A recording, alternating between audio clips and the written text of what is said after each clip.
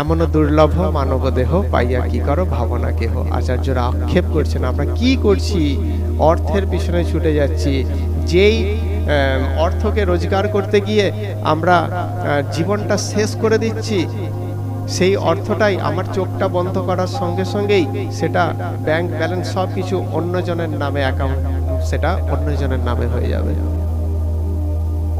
তারা সেই টাকায় ভোগ বিলাস করবে, তোমাকে আর মনে রাখবে না। তার মানে কি তুমি করবে না ভবিষ্যৎ প্রজন্মের জন্য?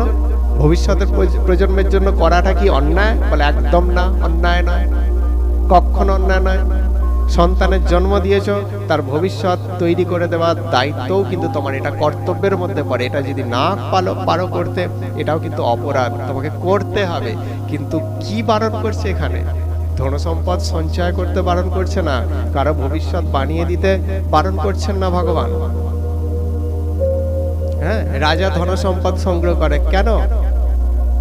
সে তো জানে যে যা কোষাগারে যা আছে বহু বহু পুরুষ কেটে যাবে, তা সত্ত্বেও কেন প্রজাদের কাছ থেকে ট্যাক্স বা খাজনা নেয় কেন? কারণ রাজ্য চালাতে গেলে টাকার প্রয়োজন, সেটা আমার পরবর্তী জেনারেশন যাতে সুষ্ঠুভাবে রাজ্য চালাতে পারে তার জন্য ব্যবস্থা করে দিচ্ছেন। তাহলে আমরা গৃহস্থ হয়ে যদি টাকা জমাই, তাহলে আমাদের কি সেটা অন্যায় হয়ে যাবে? বলে না, ওইটা অন্যায় নয়।